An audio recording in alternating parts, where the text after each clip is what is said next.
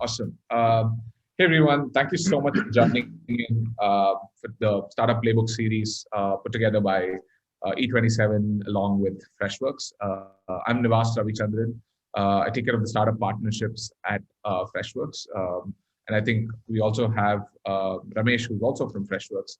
We have Imelda from GudangAda. Hi Ramesh. So Imelda is from GudangAda and Avantika is from Fave. Hello.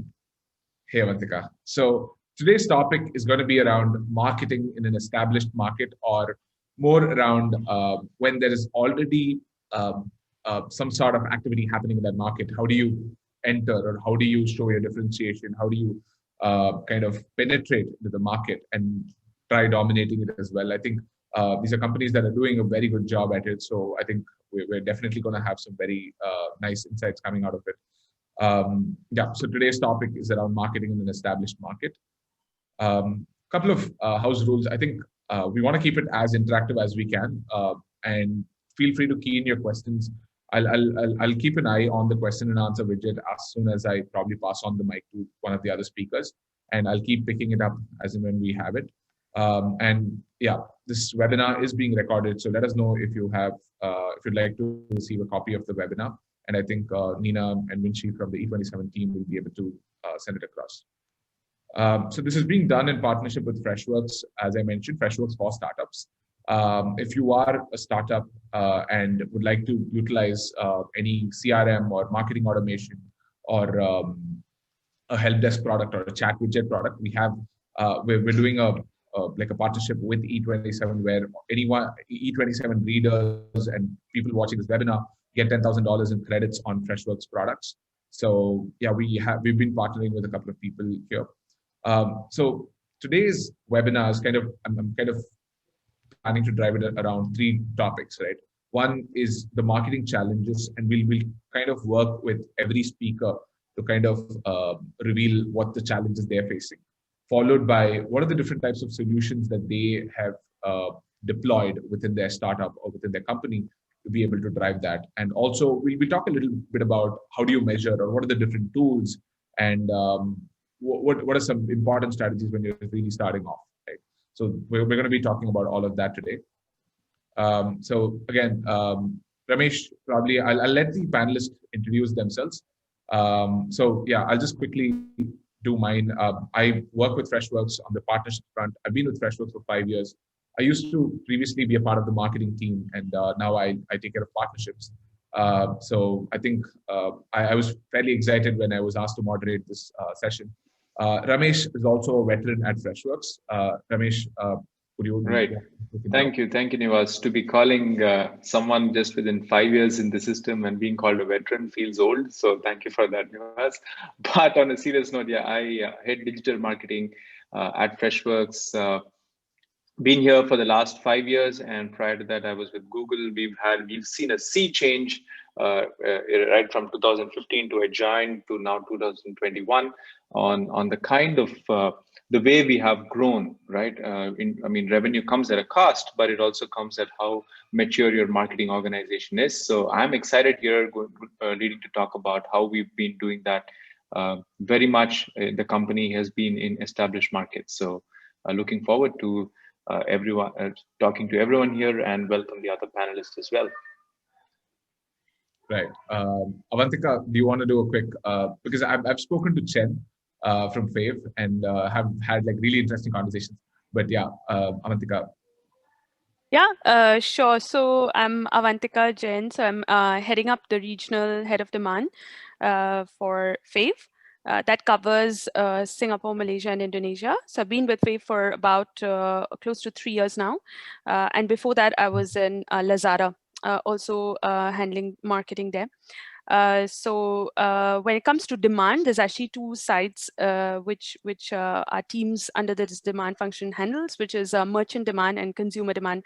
So I'll talk more about that later. Very excited to be part of this panel. And thanks everyone for taking out time from your busy schedules. Some of you guys have, I think, lunch breaks now. So hope you enjoy the session. And warm welcome to the panelists as well. Yeah. Imelda, honestly, I've not heard of GudangAda, but would love to know a little more about it. I mean, I've done some research right now, but before the webinar, I did not.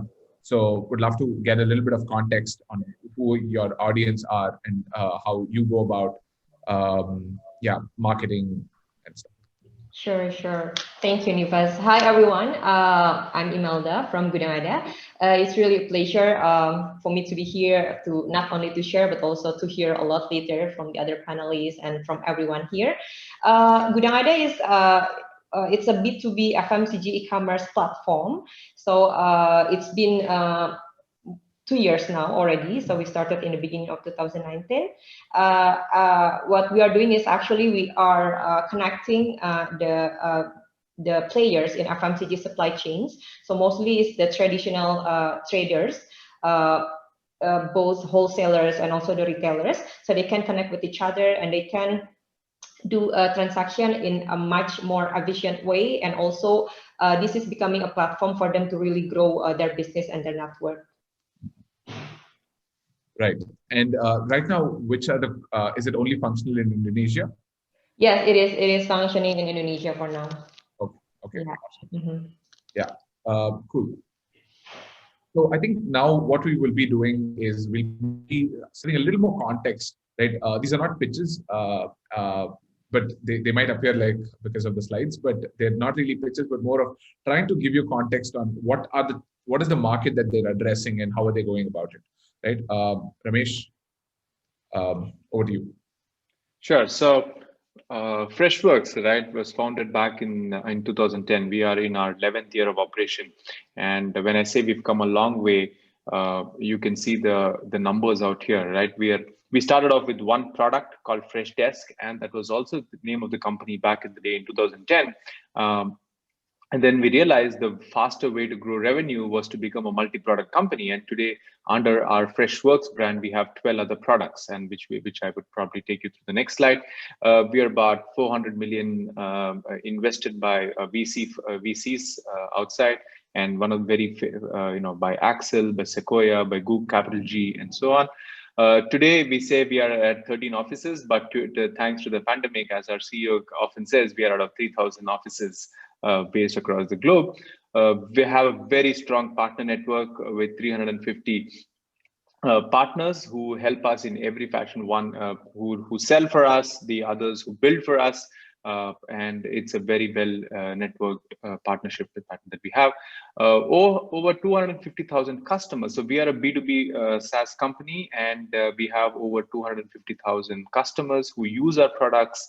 And we have both free and the paid version as well the product as well. And these are just some of them. I have Nivas hasn't been able to put all the 12 products because some of them are emerging, and these are very much the products. So very quickly, if you see, we are right from his Nivas mentioned help desk. So Fresh Desk is our help desk software. Fresh Service in the IT service management is our ITSM help desk product. We have a chat solution. We have a calling solution, all in the contact center management kind of umbrella. As companies are growing, as companies have their own customers, keeping them very much a part of your ecosystem is important. And so we have a Fresh Success as a customer success management platform. And finally, we have also entered the HR space in Fresh Team. So kind of looking through HRIS and looking at how can we have the complete record, a system of record for all the employees across. So in a nutshell, we are a SaaS company, and we cater to multiple areas. Look at organizations within a company. It could be sales and marketing. It could be support. It could be HR. It could be IT. We are present across all of these areas. So that's Freshworks for you.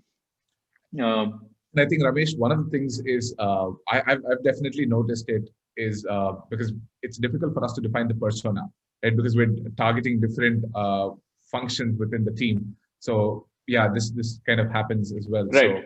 So, this is the next slide that I want to talk about. So if you see all the products that was in the previous slide is there in abundance. So you take the Gartner Magic Quadrant or any kind of any kind of matrices that these companies offer, and there is heavy competition. So when I say heavy competition, the reason is they're all of these products are already established in the category, is established across multiple markets.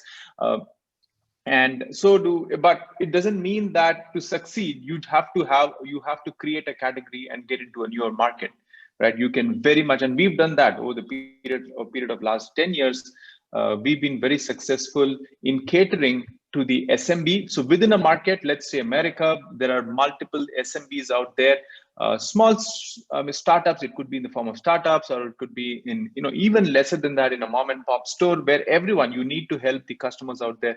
We started off with the SMB across each of these categories, but as our products matured over a period of time, we realized that, hey, the product is being accepted by all. And the way to make revenue is just not catering to the SMB alone, because obviously the yield that you would get from them is not as much as the established players out there. So how can we have a better product strategy?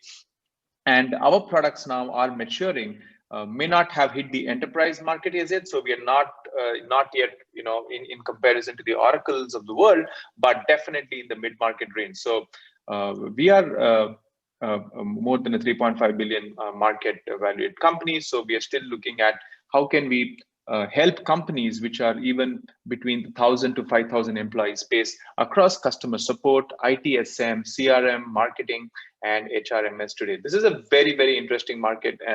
If you remember 10 to 12 years back, those of you who have, it was all dominated by on-prem solutions, but thanks to companies like Workday or Salesforce or ServiceNow, they have revolutionized the entire ecosystem and brought everything to SaaS. So it is a challenge, because they have been, in some sense, they have taken the leap forward, but it also helps the other companies trying to establish, getting a footing into the market as well, because everyone needs a variety to choose from when they're looking at it. Moving on. Yeah. So right now, we'll just shift little gears, and Avantika, talk a little about what Fave does, and how are you working with merchants? How are you working with customers? Sure. So I think I'll try to keep it as short as possible, because it's just context setting. Like Nivas said, it's not a sales pitch. So I think Fave so it started out as a Groupon. Right, so you guys may already know Groupon. So we basically Fave started off as KFit. It was a fitness company selling fitness passes. So it brought over Groupon. And that's how we started. And then we kind of saw success there, and we moved into other product verticals, or rather other categories. So you have then we had like F&B vouchers, beauty vouchers, and so on. So that's how I think the first version of Fave started, and this was like back many years ago, right? And then we kind of evolved to, so I think the very first thing we realized when we did that, when we launched this, was that merchants started getting a lot of new customers. It was a new customer acquisition tool for merchants. So they started getting a lot of new customers from this. And then the next question was, they are just coming here one time. So what happens after, right? So can you solve that challenge? And so therefore that's how we kind of launched Fave Pay, which most of you guys know Fave through Fave Pay, which has become a very mature product, and heavily driving almost 80% of the business is driven by Fave Pay, which is a loyalty solution. So it's used for retention of customers. So and then we kind of evolved to solve more challenges that merchants were throwing at us, starting from like when COVID hit, the question was like, now how do we operate, right? Because offline is impacted very badly. That's how we started takeaway and table order. That's those services of Fave.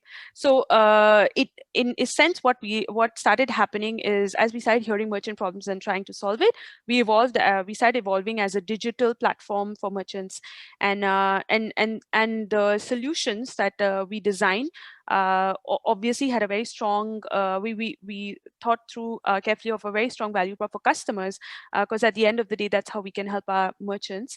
And putting those two together is what you see in this slide, which is therefore you have like the B2B aspect and the B2C aspect of Fave. So it's in a nutshell, our platform has it's actually two different apps Fave Biz and Fave.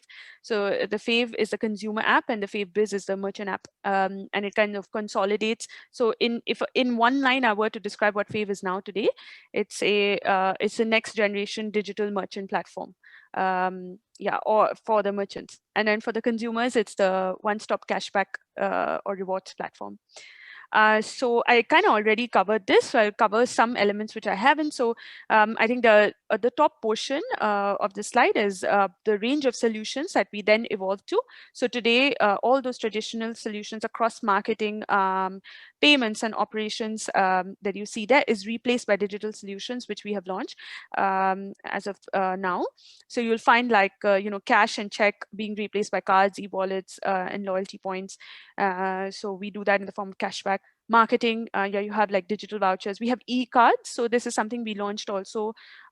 We launched a while ago, like 2 years ago, but then during COVID, it actually took off because it's upfront money to merchants. So it's to help with their cash flow. So that's something we did. And then operation side, there's a lot of digitalization that's going on. In terms of value prop for merchants, so I think that's covered. And in terms of growing density of merchant and consumer base, so we are currently located in 3 markets: Malaysia, Singapore, Indonesia.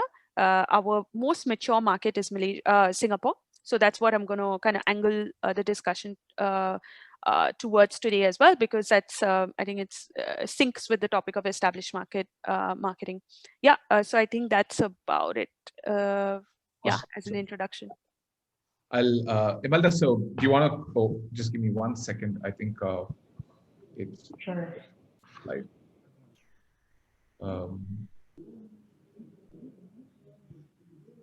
yeah.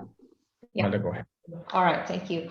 Okay, so I would like to start with giving a little bit of context about GudangAda and the market. So I think we know that Indonesia is a huge market. So when we talk about FMCG or fast-moving consumer goods, which is basically the products that we are using every day. So if you see with this number of population, with around 270 million of population, imagine how many soaps or how many toothpaste or how many packed food that being consumed every day. So I've been handling marketing for FMCG industry for more than 12 years, 8 years in Unilever and some years at other companies. So we can see that FMCG in Indonesia is really an established market with around 200 billion USD business size of total FMCG and staples.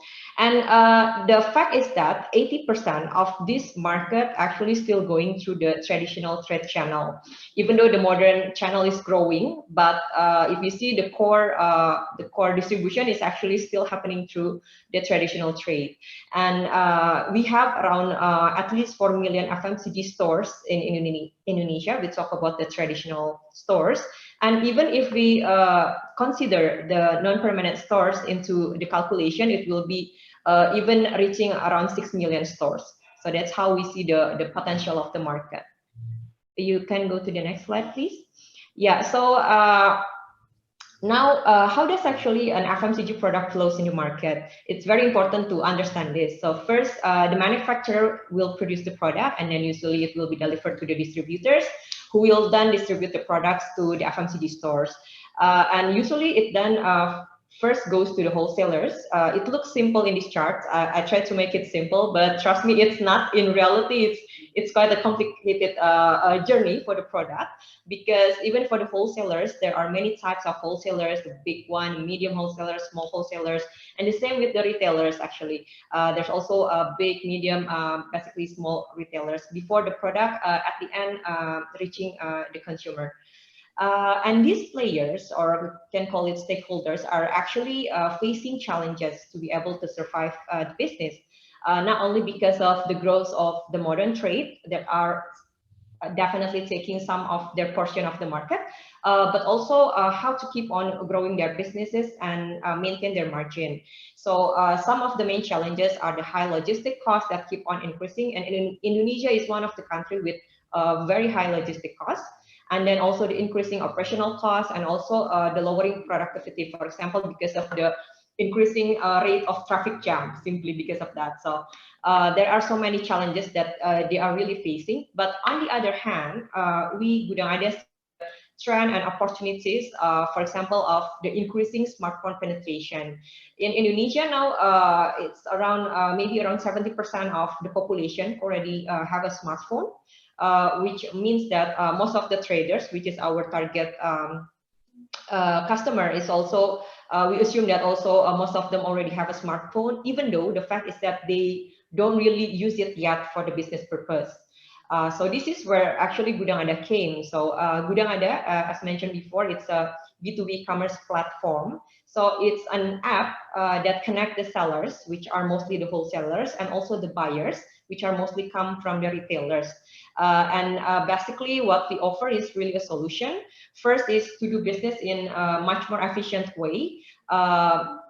Because, for example, for the buyers, before to stock up their product in a traditional way, what they do is that they go to any wholesaler or any place that sell the product near to their place, and then sometimes they can find the product that they need, sometimes they don't, because especially for the fast moving products, sometimes the product is not there because it's already finished up.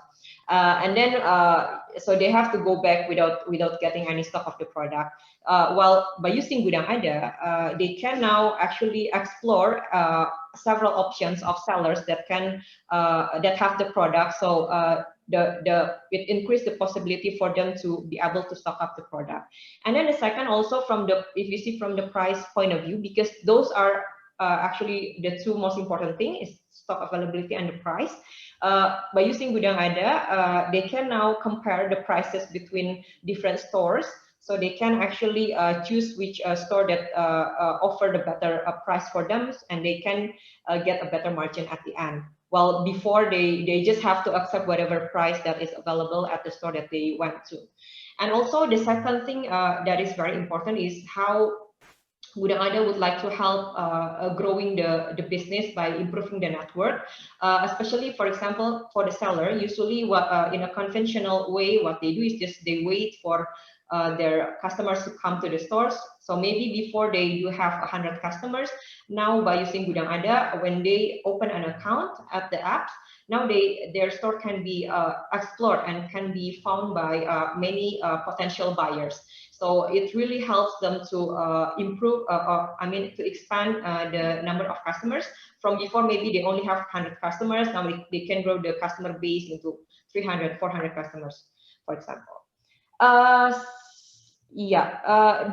Sorry, are we covering the marketing challenges part? Okay. We'll follow with Fave, right, then we'll go in. So I think one of the very interesting things over here is we did talk a little about the challenges as well already. So I think what we will, if for the audience, right, like there are three very interesting models being displayed over here. One is the pure B2B, where there are very digital first businesses, like how Freshworks is operating. And I think there's a B2B2C, right? Like, I mean, where Fave has a B2B engine with businesses as well as a B2C engine with the individuals. And with respect to Imelda, they're going into first-time adoption of tech for a lot of entities like FMCG businesses. So I think we'll talk about that in a while. So yeah, I think we're going to cover all three of them together. AJ, do you want to go with what's the challenge, and then let's keep it a little short because there is like a lot of questions coming in already, so we want to answer as many as we can. Yeah. Sure. Okay, so I'll try to keep it very short, and feel free to ask me like more questions in the Q&A session if you have doubts. So so I think the first very big challenge, obviously in a mature market or in an established market, was that even Fave faced, that first it's very obvious. It's actually mature competition. So it's not. So if you look at the space that we're operating in, that's the traditional solutions, which is cash, check, and then on marketing side there's discounts, membership cards. On operations, there's orders, order sheets, and POS terminals. These have been existing since age old, right? And then when we enter the market, these are the players that were already there. So if you look, there's on the payment side, there's already DBS, Payla, Singtel Dash. These are really established players. And then GrabPay, which is a digital counterpart. And then you have Shopback, Eatigo, Chop. A lot of you guys already know, and they're very strong in the marketing side. And operations, we have a lot of, point-to-point sales, point-to-point delivery and operation services like Deliveroo, Foodpanda, and everything. So if you look at the landscape, it's quite mature market. And we kind of are entering with, very similar in many ways solutions, against these individual players. So that was a huge challenge, I would say, as we were entering, especially Singapore market. Yeah. So if you go to the next slide. So in terms of, one key thing that we learned, and we can go into nitty-gritties, but if you kind of take a step back, the one very big thing that applies to established markets that we took out, that we apply even today as a marketing guiding principle. In fact, Fave guiding principle is on the left-hand side. So in the new world, it's not the big fish that eats the small fish, it's the fast fish which eats the slow fish. So we have a Fave guiding principle, which is actually, it's literally called fast fish. And we actually have awards, right, that are based out of annual awards that go to people for this. And it's very real, because if you were to go out there in the market, you don't have the kind of money these established players do. You don't have the kind of tech or resources there. You start small, right? How do you actually even compete with them? So this is actually one way in which to stay absolutely on top of every trend, everything that you catch, whether in terms of needs of your customers or needs of your merchants, and to be executing very fast. It need not be the best solution or the most optimal solution at first, but we also kind of tie this in with a guiding principle that start small, scale fast, fail fast. So that's something that has been the core. And in terms of, so this is kind of build our building blocks. Sorry, Nivas, just one quick one over here. So just kind of build our building blocks, which upon three key focus areas specifically for marketing. So instead of like quarterly budget planning and all of that, we actually go monthly and sometimes even weekly. So right now we're having weekly budget cycles because of COVID situation constantly changing. Second, in terms of idea generation initiatives, how should we launch, go to market? It all comes bottom up. We don't take top down decisions, and so I think that's very, very strongly embedded in our culture as well. And yeah, the last one I already mentioned. So moving on to the next slide. If you think about these players that I just mentioned, a lot of them are very similar to what we're doing. So if you take FavePay as a solution, it's a loyalty payment solution, and essentially it's a direct competitor with Grab, Boost, and Ovo. These are the three payment wallets in the three markets.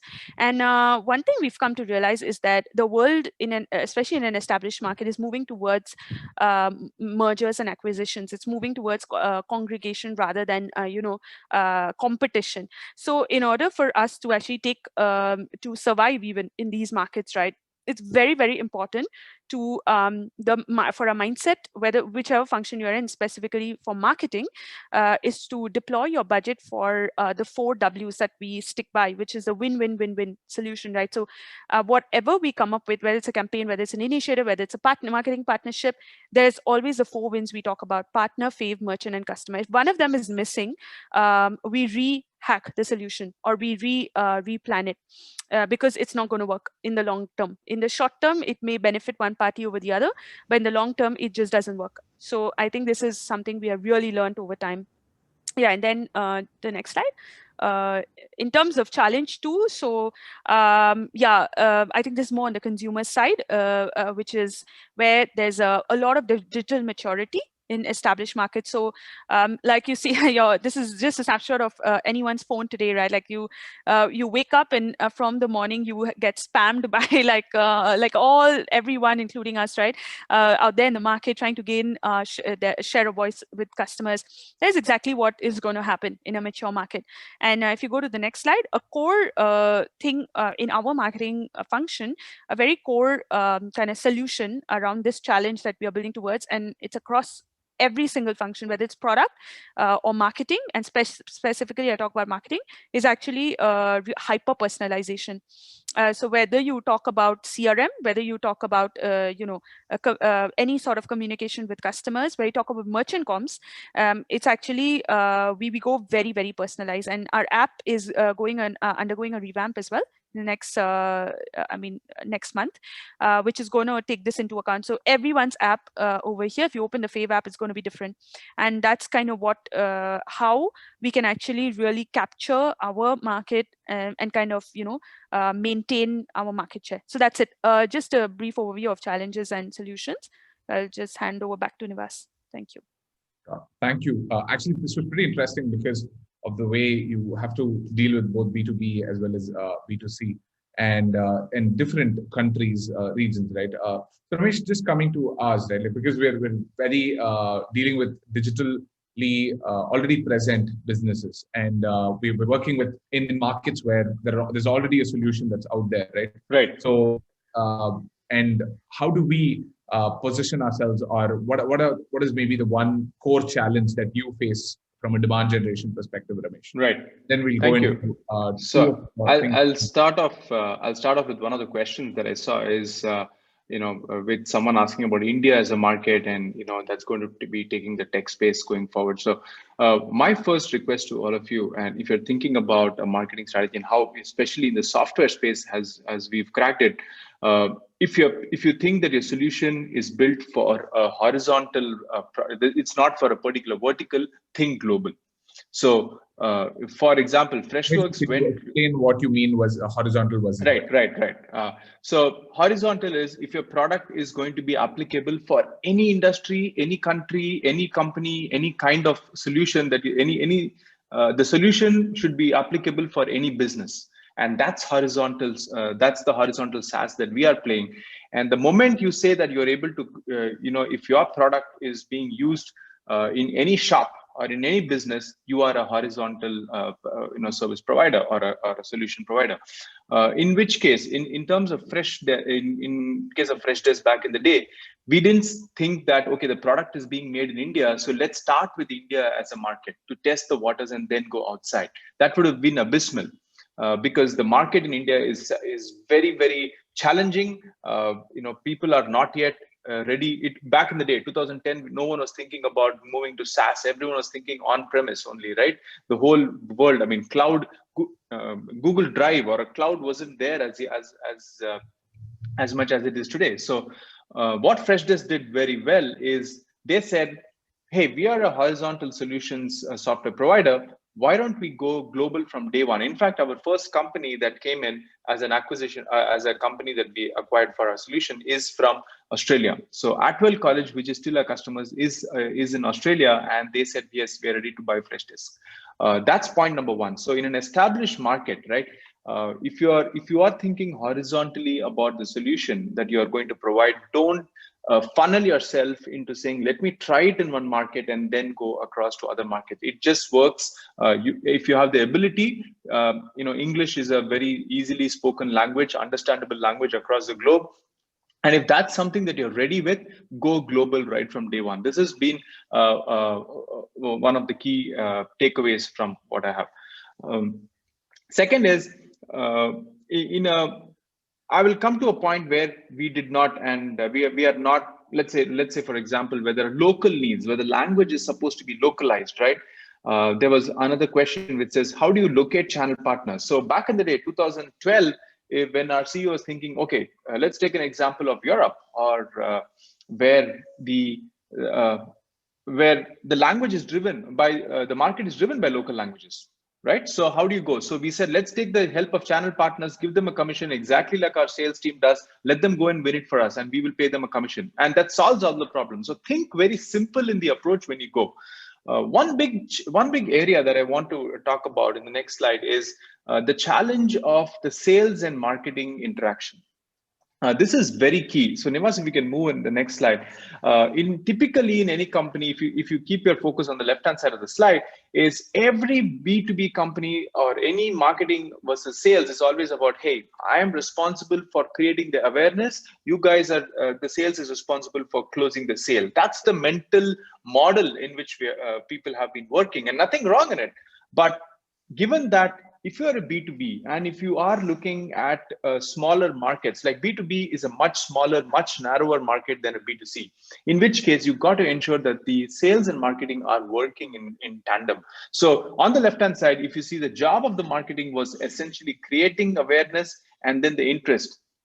So creating awareness, you talk about the brand, and I'll talk about other, how do you do this, is you put up a video on YouTube or something and awareness is done, and then say, hey, are you looking, you retarget using multiple channels, say, are you interested in buying the product? And you think, okay, marketing has done the job, you've got a lead, and that's it. No, what is important is qualify the lead for the sales guy, because when you're looking at growing your customers at rapid pace, sales doesn't have all the time to call every customer and look at, are they really interested? So you have to make it easier for them in velocity sales. So B2B has shifted. The SDR function, which was earlier sitting in the sales department, now sits in the marketing department to qualify the lead before it goes to the before it goes to the sales, and that makes the sales job easier. So awareness, interest, research, and evaluation is now being taken care by the marketing department in any organization, and we've seen tremendous amount of success when we do this. Sales job is just to ensure that they kind of understand what the band, I mean, are they really interested? Do they have the budget? Okay, let's go ahead with it. Let's not go ahead with it. And the pre-sales plays a very important role. So pre-sales is part of the sales team who kind of explore the solution better for the company, and finally closure. Upsell is customer management, and that too has a marketing area. So this is a crucial difference that we have seen, the challenge that we have faced, and then we've tried to bridge it by bringing in a lot more of responsibility in the marketing department before it goes to sales. Moving on to the next slide. Specifically, this is another challenge is, especially in this world, right? There is just way too much content.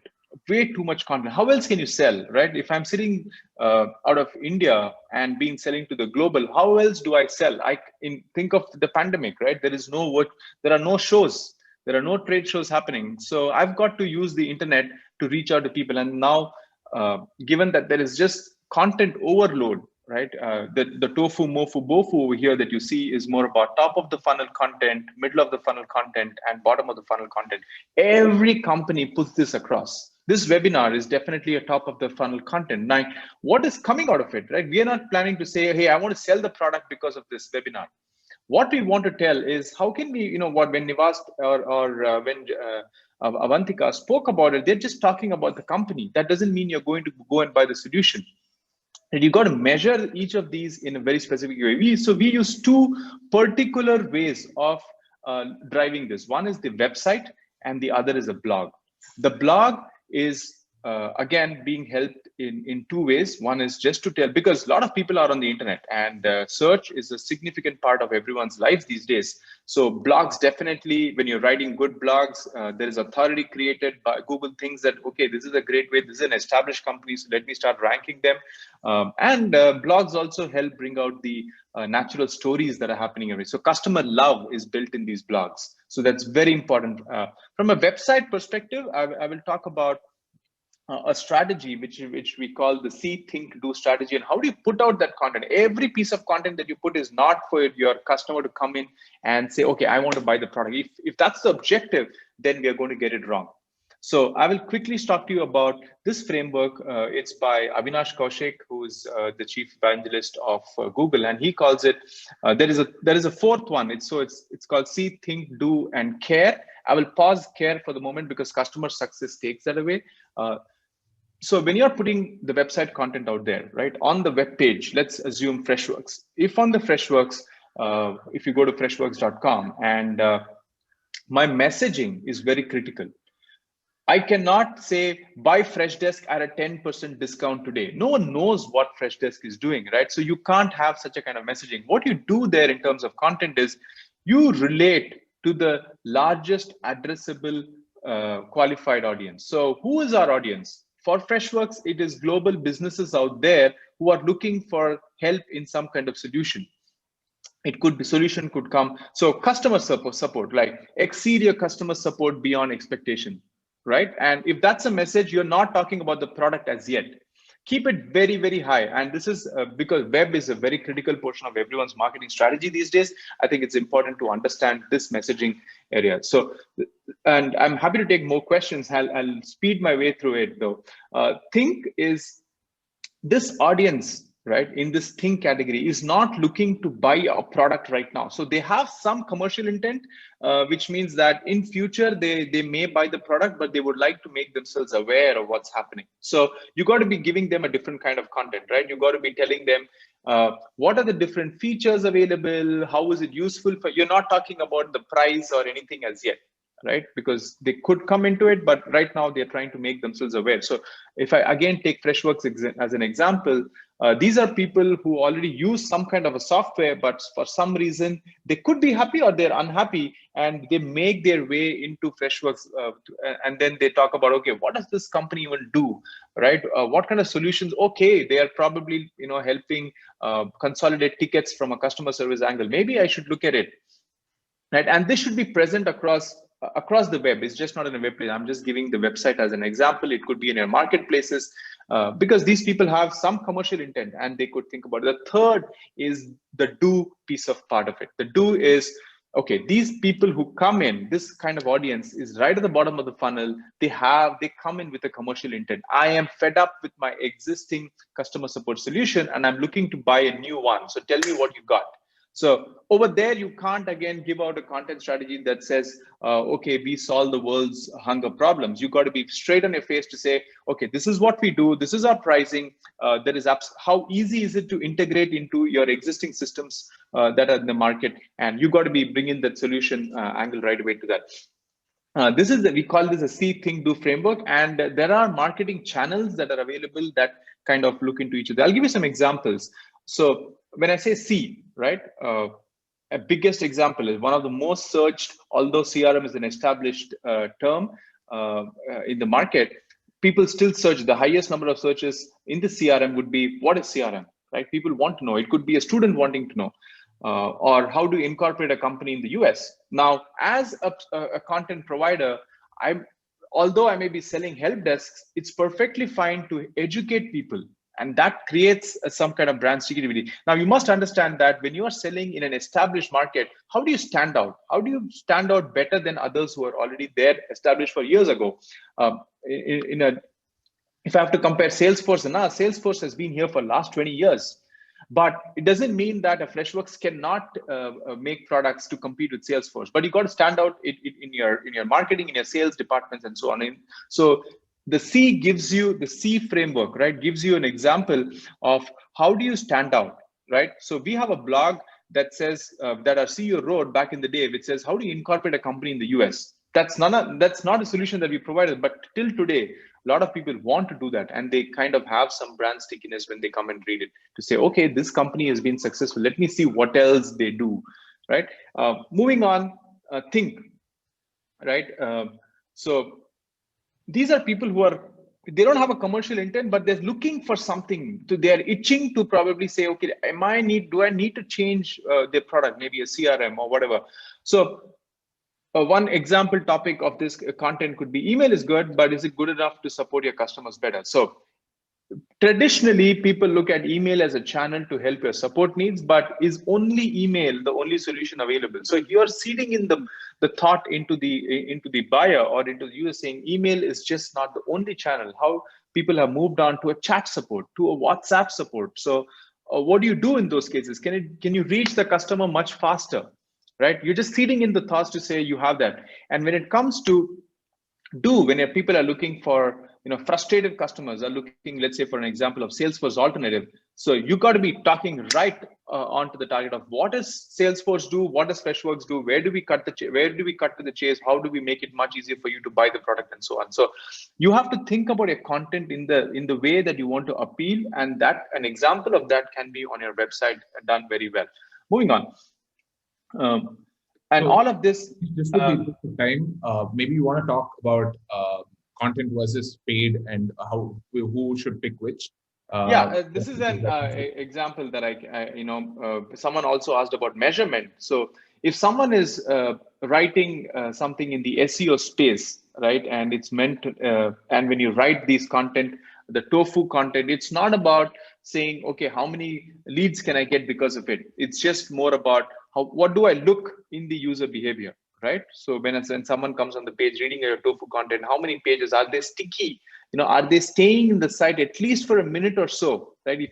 And that's a good example of saying, okay, if someone is there or at least for a minute on my page, it means that they are of some interest. And you can look at these metrics that actually talk about how do you look at it. When you look at engagement, are people engaged in the content? Are they looking at, is the same user going into multiple links, right?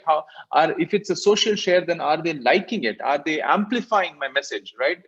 So when you say amplifying, yes, as a user, I get to see yours. I love your content and I amplify it to my network. And that rate is extremely good.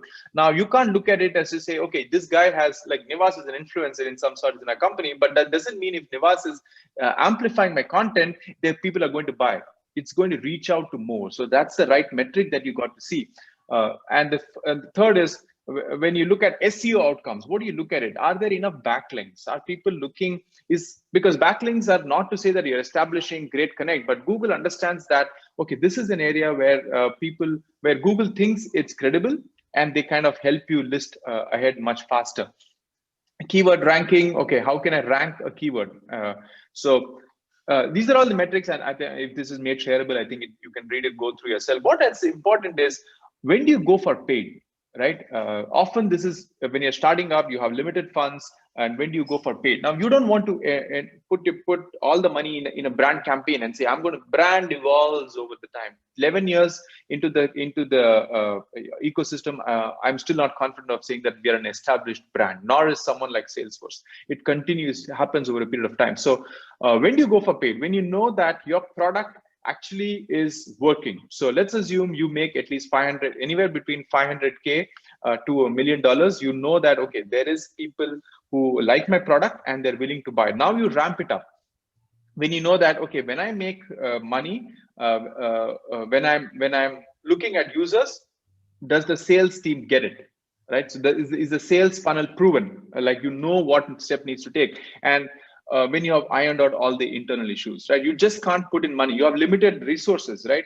So you just can't throw it at a problem and say, okay, let's see what happens. You've got to ensure that what are the people buying your solution for? Are you genuinely addressing a problem, right? You just can't get a handful of 10 customers and say, yeah, I have cracked it out of the market.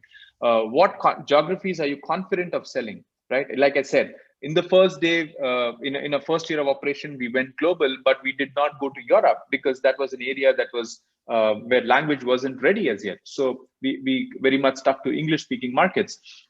What do you call a sales? How do you define the lead quality?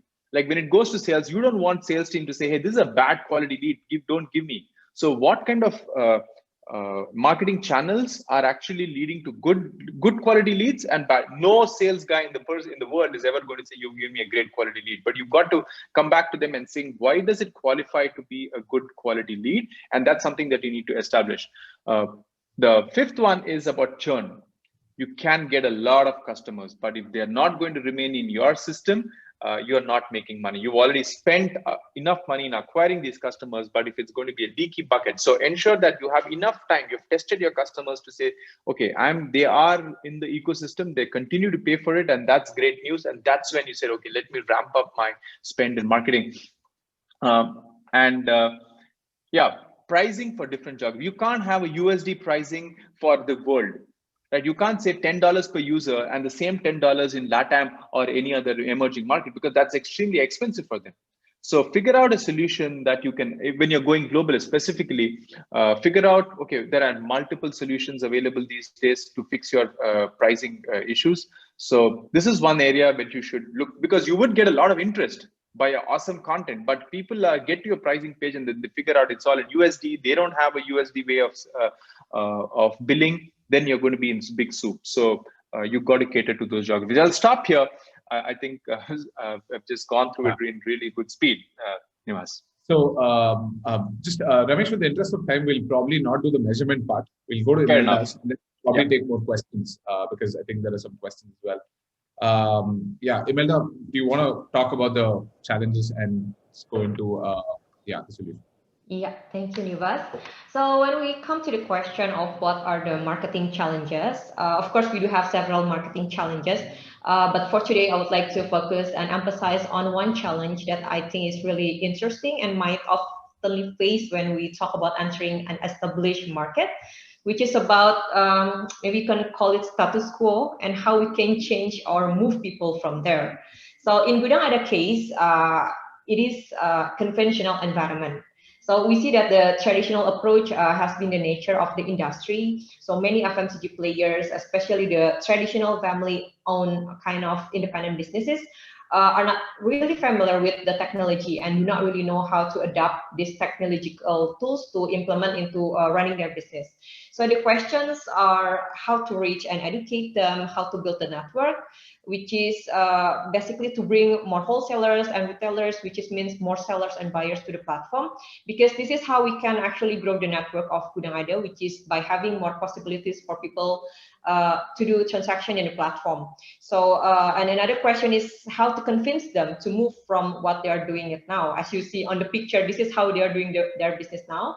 So how can we move them into a new and a better way? Next, yeah, thank you. So as a solution, we think that the common marketing strategy nowadays will be to reach them through the advertisement, right? Which is what has been done as well by the previous players in this segment. But GudangAda actually understand the nature of these traditional traders and realize that reaching them through the online advertisement alone is not enough. That is why GudangAda has actually two pillars of marketing approaches, which is the key is about combining online and offline. So the online approach is of course needed because we are a digital-based application. We do focus on targeting the potential customers through digital, and we use effective communication materials to introduce GudangAda and how to attract them to follow our call to action, which is to download the app at the end. But however, what interesting is that we at the end continues to combine the use of, we call it human touch, in providing the education and assistance to help these FMCG traditional traders to somehow digitize themselves, because the process of this technology adoption into a market or into a customer target which are not really using the technology on running their business yet is something that it's special and need also special treatment. That's why this offline approach actually very important for GudangAda development, especially in the early days when many people were still not familiar with GudangAda. So we kind of mapping the strategic stores on each city, on each area, and that will become the target of this offline approach, because mostly they are the potential sellers. Because to build GudangAda network, first of all, we need enough number of sellers as the base of sellers in our platform. Then we can invite more buyers to come and buy the product. So yeah, to do that, we do have what we call business development team. We have around 600 people at least in this business development team, and they are spread widely in 500 cities in Indonesia, whose job is simply to teach and to educate those traders about what is GudangAda, what is the benefit of using GudangAda for their business. So at the end, it helps to onboard those traders to our platform. So I think in summary, always remember rule number one in marketing, which is the old says customer is the king, which is very true. Or some companies like Unilever call it put people first, or yeah, basically understand to be understood. So always in doing marketing, I think the first rule, the number one principle is always start from your customer. Try to understand who are they, what are they doing in everyday life, what are their pain points, what are their issues, what are their aspirations. So by understanding that, then you know what to do actually. And then yeah, and as some example of the marketing strategies, I think in doing this online and offline, there are several things that I might mention as something that is very important. First, for the offline one, I think what the important thing that has been done by GudangAda is really do the right targeting, which is we are targeting the strategic stores, because offline approach have a limitation in terms of scale if we compare with the online one. So because the scale is limited, so you really need to target the right one. So you have a good value at the end. And this is we do it especially really in the beginning of the network development, as mentioned earlier, to recruit really enough base of the sellers. And then the second is really to ensure that the team who are doing the education are really well equipped with strong communication materials. So of course, before I'm jumping to this offline online, but before this, if you talk about marketing, the first thing that you need to define is really about the right communication structure, about the right communication strategy, the brand guideline, the proposition, and all the basic foundation should be there. So by having that, then you can translate that into the implementation of having the communication materials. And then the third one for offline, I think what is interesting is how we can optimize the multiplication effect, because this way of doing human touch, the personal approach, actually has the benefit of people get more engagement, and this what actually drive the word of mouth on how those happy seller, happy wholesaler that has used GudangAda, and then like tell the others, tell the community, because they are actually having their own communities of sellers. So those actually the things that I see very important and interesting if we talk about offline. Well, if we talk about online, which is also quite important, because through online we can really get into the scale, because you can reach a really big portion of the potential customer through online. So I think the first one is really to tap into the right channel. And to do this, what you need to do is really to understand their media behavior.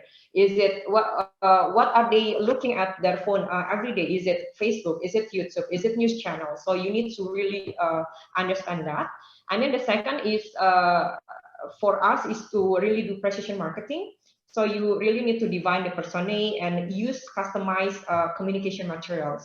For example, for GudangAda, maybe one example of the personae is business enthusiasts. So those people, those store owners who wants to really develop their business.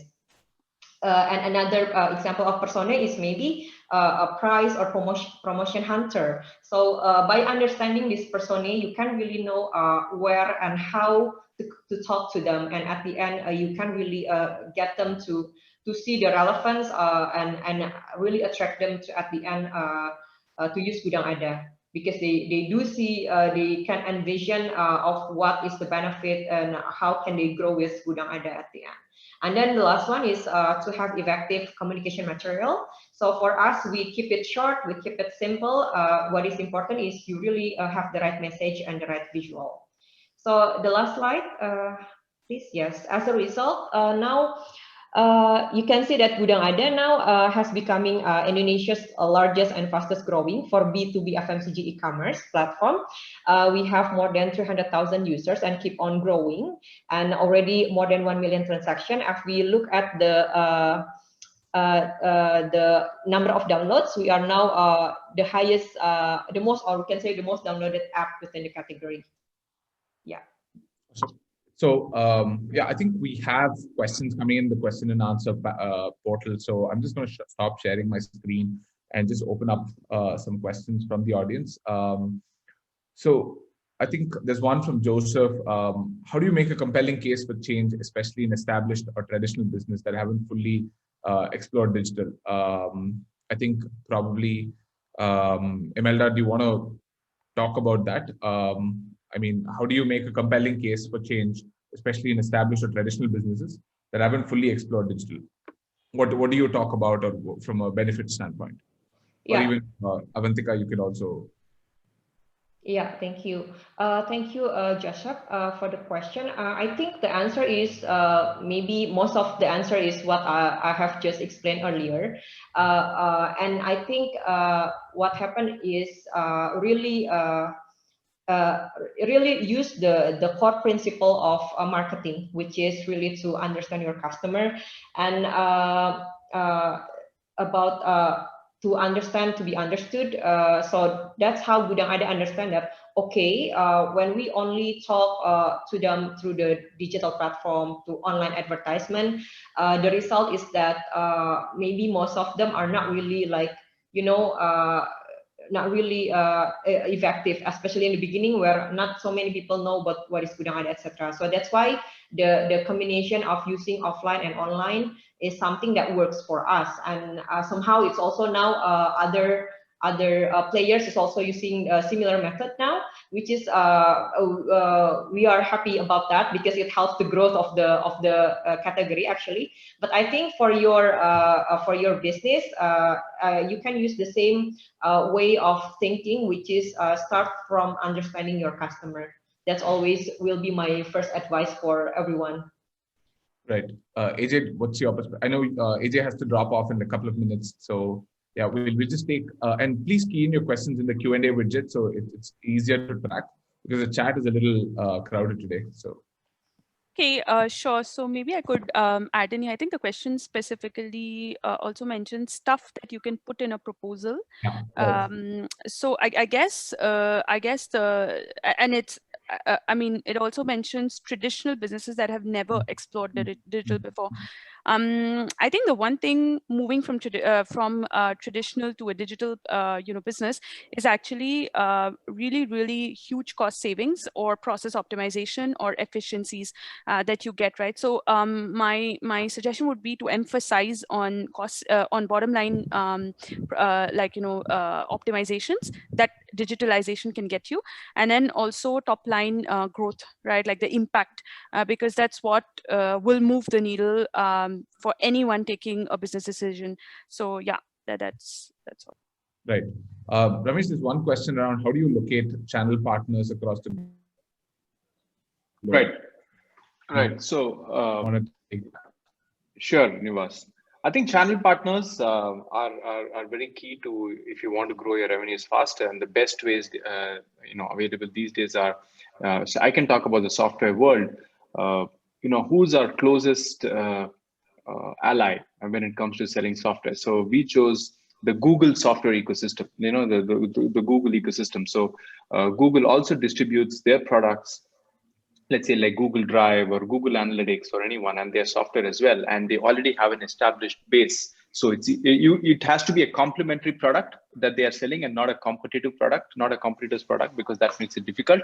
So you can reach out to the Google ecosystem, and they're all available on the internet in a market, and you can say, hey, you have a base of SMB, and it's important for you to understand which base you want to tap into. Is it the SMB base or the mid market? You can look at, let's say, someone who sells AdWords and talk to them about, hey, they could be businesses as well that whom they are going into. And you say, hey, complementarily, do you also want to sell a help desk channel? Because these customers will also have, and if their businesses grow with AdWords, they also need a help desk software, right? So it can be complementary in nature. That's how you look at channel partners. There is no one ready. Every business wants to make money, and if their product or offering is complementing their existing source of revenues, they will be more than happy to on that. Don't think of making anyone exclusive. That's the biggest advice. When you're in initial stages, let everyone sell your product, and over a period of time, based on the commission structure, the revenue structure, you can pick and choose the ones that you want to make exclusive. Otherwise, let it just go. You should have an open mind in whom you choose as a partner. Awesome. Avantika, do you want to answer this question live? I think you're typing it. Do you think it's more important to acquire merchants or to acquire customers? Since they start, I think it's more of the chicken and the egg problem. So you want to answer that? Yeah, it's actually a very good question because we kind of internally debate about it a lot. The truth of the matter is, for our kind of a business, it's actually a merchant first business because it's a merchant digital platform. However, that's how we started, right? But what is happening right now is that, and that's how we acquired customers at first. So you just acquire merchants and their customers come with you. But right now, because we have a host of different products and services, we are actually focusing a lot heavier on customer acquisition and growth because you need to be able to now match the huge host of merchants that we have with the solutions that are used on the consumer side. So now it's a balancing act, but at first it was very, very heavy on merchants. Yeah, right. Hope that answers. There's one question here, right? Like when you go to your first set of merchants without any customers, what's the pitch for them to even look at, hey, why should I even consider you when you don't have? Because a lot of them would be thinking about, okay, these folks would bring a host of users, right? So how was that, AJ? Yeah, so good question. So so it actually depends. So for us, it's a little bit different because we acquired the Groupon customer base, so we already had like a big base.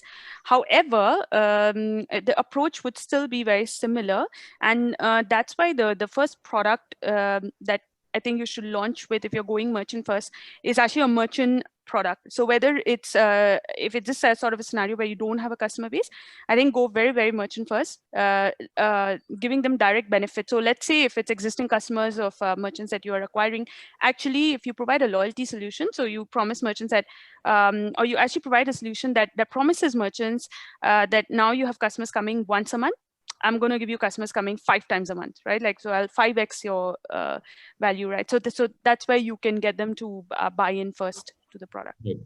So I actually have a question for all three of you. I think we'll wrap with this question.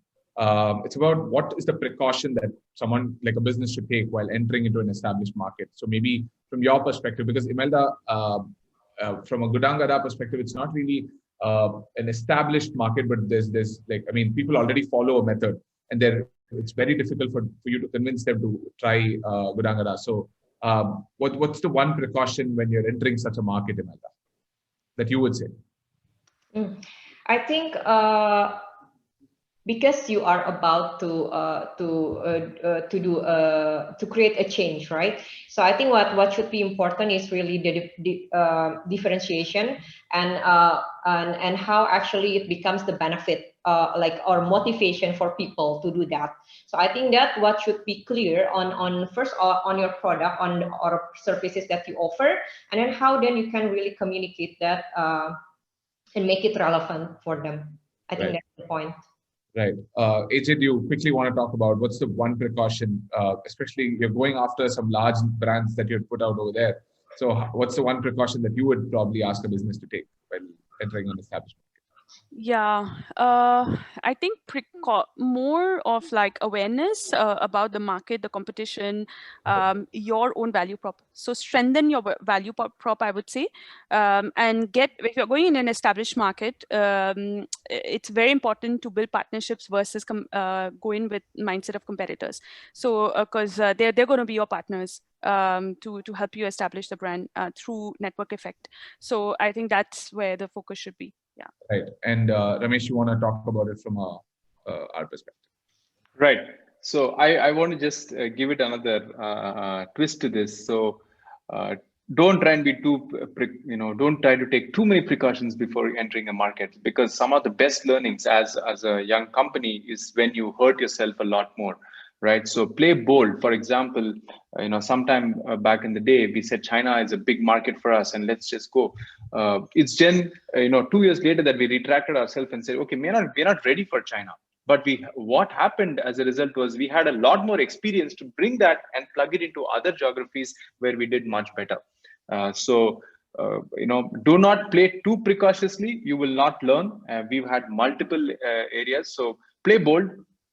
And every lesson that you take from there comes at a cost, and that cost is invested into how do you do it in different markets, and you get a lot of experience from that. So I think that's a great way to probably wrap the questions. Just a quick shout out again. We are for the audience who are viewing this webinar, we're giving out $10,000 in credits on Freshworks products for your startup. So do reach out. And thank you so much, AJ. I know we did overshot on time. When we have 3 panelists, I think we should next time probably look at how do we keep the flow of content as well, because I think I've watched Ramesh's presentations. I saw your presentations. I think we should have probably looked at maybe cutting short a couple of things as well. But yeah, and this is an announcement coming from us where we're doing the next one on setting up your sales process. And we'll probably keep it even a little shorter with more time for questions. That's happening on 24th February. Thank you so much, Avantika. Thank you so much, Imelda. Thank you so much, Ramesh, for coming on board and spending time together. I think, can they reach out to you on LinkedIn? What's the preferred channel that you would be available if they have some questions or something? Yeah. Just works. Yep. LinkedIn works. Okay. Awesome. I think, yes. And if you've reached out from a VC Connect, and if any of you are interested to meet with VCs, we're setting this up sometime in the next week, where we're bringing on board a lot of VCs in the APAC region and helping connect with the founders. If you did not fill that in, feel free to reach out to one of us from the team, and we're happy to take it up. I think, yeah, there is one more question, but we'll probably take it up offline just with the interest of time. We'll next time be a little more, I mean, we'll keep the content lesser. So yeah, thank you so much for joining us in today. Thank you, AJ. Thank you, Imelda. Thank you, Ramesh. And see you. Thank you, Nivas. Thank you, Nivas. Thank you, everyone. Bye-bye. Have a nice day. I'll pass it to Nina and Vinci, who'll play some amazing music from here.